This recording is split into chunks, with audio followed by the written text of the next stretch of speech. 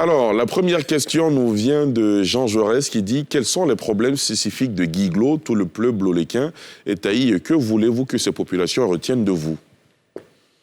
Les problèmes que nous connaissons à Guiglo, c'est la voirie dans la ville de Guiglo, c'est le problème de l'eau, c'est la construction d'un nouveau pont sur le fleuve Unzo, c'est également l'hôpital général, l'amélioration du plateau technique, l'agrandissement de notre hôpital général et des structures scolaires qui soient capables de faire des innovations pour nos enfants.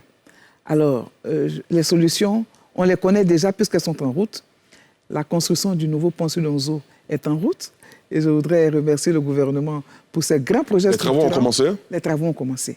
La voirie également, 10 km de bitume à l'intérieur de la ville de Guiglo, c'est en cours.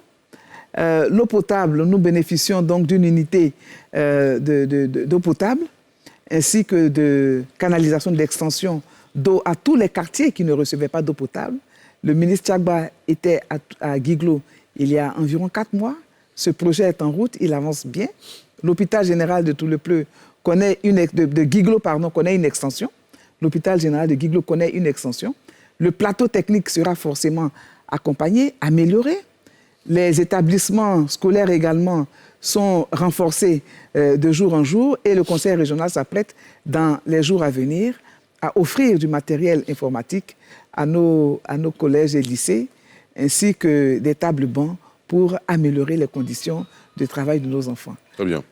La prochaine question, elle nous vient cette fois-ci de Amani qui dit « Qu'est-ce qui explique que votre région soit à chaque scrutin politique le théâtre de violence ?» Cela s'est fait par le passé. En 2020, nous n'avons pas été le théâtre de violence. Très bien. Les choses ont très bien évolué. Nous n'avons que des ambassadeurs de la paix et les populations sont jalouses de la paix. Elles veulent maintenir cette paix-là, quels que soient donc les enjeux. D'accord. La prochaine question, cette fois-ci, elle vient de Souleymane Diarra-Souba qui dit « Assumez-vous le sobriquet de Maman Bulldozer ?» C'est vrai qu'on a entendu beaucoup d'Ivoiriens vous donner ce sobriquet. Moi, j'ai plutôt lu quelque part, vous préférez le sobriquet de Maman Propreté, à l'époque. C'est cela? Écoutez, moi, je considère que j'ai un travail à faire, je le fais. Tout à fait. Si ça fait plaisir aux Ivoiriens de m'appeler Maman Bulldozer, c'est tant mieux. Alors, ça veut dire qu'ils ont bien compris que les bulldozers ont servi à quelque chose. Si c'est Maman Propreté, ils ont compris également que la propreté, c'est la vie. Et je pense que chacun des Ivoiriens donc, devrait s'appeler tonton, tanti propreté, papa propreté, papa bulldozer. Pourquoi pas, pendant qu'on y est. Très bien. Alors, la prochaine question. Que faites-vous pour les jeunes du Cavali, Sébastien Goué? Pour les jeunes du Cavali, écoutez, nous cherchons des opportunités. Et avec le ministre de la promotion de la jeunesse, il y a donc tous les programmes et tous les projets développés au niveau national le sont également pour le Cavali.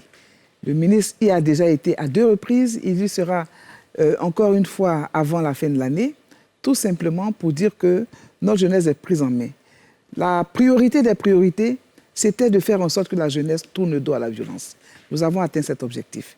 Et je voulais saisir cette opportunité pour rendre hommage à tous ceux qui étaient à l'époque des ex-combattants, qui avaient pris des armes, qui avaient constitué des groupes de défense, des milices, mais qui sont aujourd'hui ambassadeurs de la paix et qui veulent que leur vie change. Leur vie change progressivement, parce que progressivement, ces jeunes ont des opportunités de création de petites entreprises, etc. Nous voulons améliorer, accélérer, de telle sorte qu'à 2025, les résultats soient meilleurs. Très bien. La dernière question d'internaute nous vient de Isabelle qui dit « Vous faites bouger les choses à la fonction publique, Madame la Ministre, par votre rigueur, c'est un bon point. Dites-nous à quand le règlement de la question de nos primes en tant que fonctionnaire ?» Oui, c'est vrai. À la fonction publique, on a déjà des primes, on veut revaloriser ces primes, mais je voudrais rappeler aussi que dans d'autres administrations, les primes n'existent pas. C'est 2 poids 2 mesures. Ce 2 poids 2 mesures m'embarrasse, moi, en tant que ministre. Qu'est-ce que vous comptez faire? Nous comptons toujours mener la réflexion et faire des propositions. Mais avec les syndicats, avec les fonctionnaires eux-mêmes. Trouver l'approche pour que les fonctionnaires soient fiers d'être fonctionnaires.